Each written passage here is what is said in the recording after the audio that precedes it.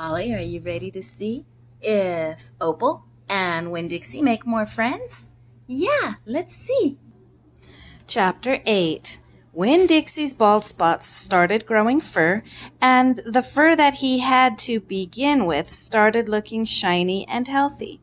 And he didn't limp anymore, and you could tell that he was proud of looking so good, proud of not looking like a stray.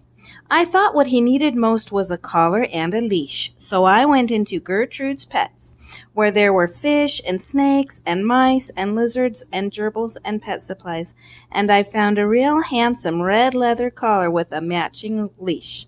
Winn Dixie was not allowed to come inside the store. There was a big sign on the door that said, "No dogs allowed."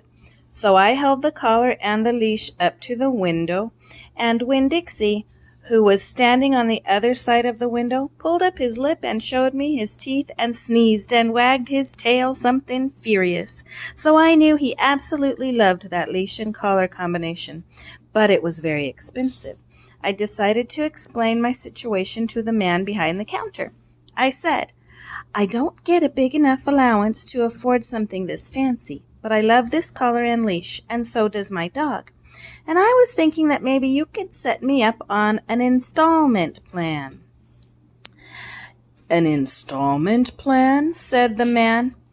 "Gertrude!" somebody screamed in a real irritating voice. I looked around. It was a parrot. She was sitting on top of one of the fish tanks, looking right at me. "An installment plan," I said, ignoring the parrot. "You know, where I promise to give you my allowance every week and you give me the leash and collar now."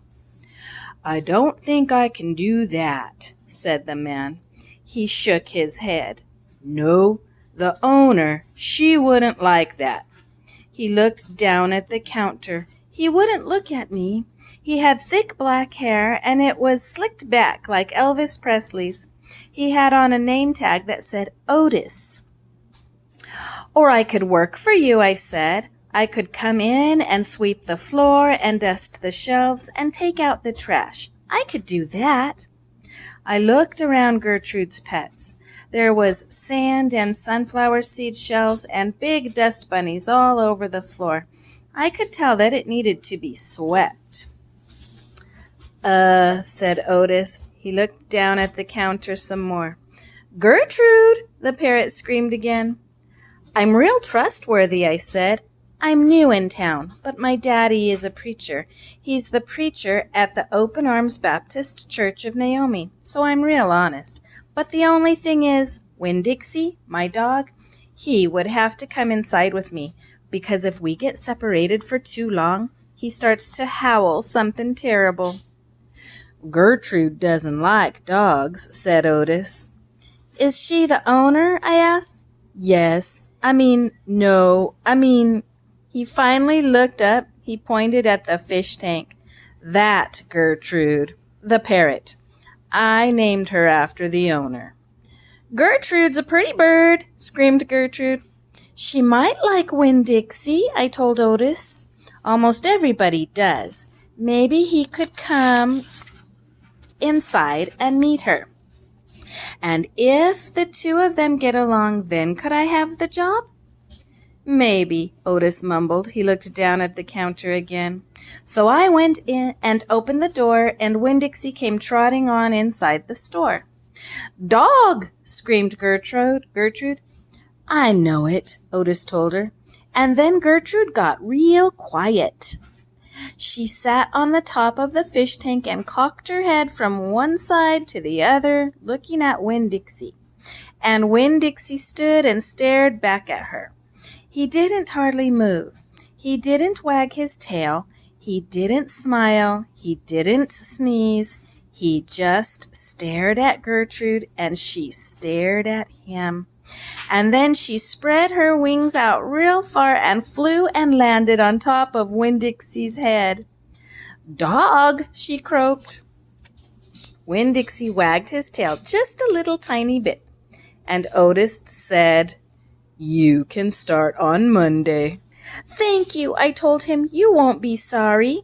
On the way out of Gertrude's Pets, I said to Winn Dixie, "You are better at making friends than anybody I have ever known. I bet if my mama knew you, she would think you were the best dog ever." Winn Dixie was smiling up at me, and I was smiling down at him, and so neither one of us was looking where we were going, and we almost bumped right into Sweetie Pie Thomas. She was standing there, sucking on her knuckle of her third finger, staring in the window of Gertrude's Pets. She took her finger out of her mouth and looked at me. Her eyes were all big and round.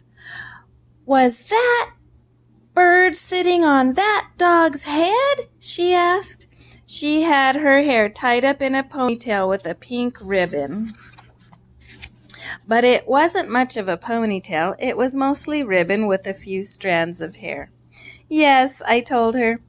"I seen it," she said. She nodded her head and put her knuckle back in her mouth. Then she took it out again real quick.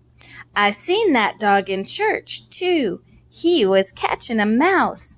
I want a dog just like it, but my mama won't let me get no dog. She says if I'm real good, I might get to buy me a goldfish or one of them gerbils. That's what she says. Can I pet your dog?" "Sure," I told her. Sweetie Pie stroked Winn Dixie's head so long and serious that his eyes drooped half closed and drool came out of the side of his mouth. "I'm going to be 6 years old in September.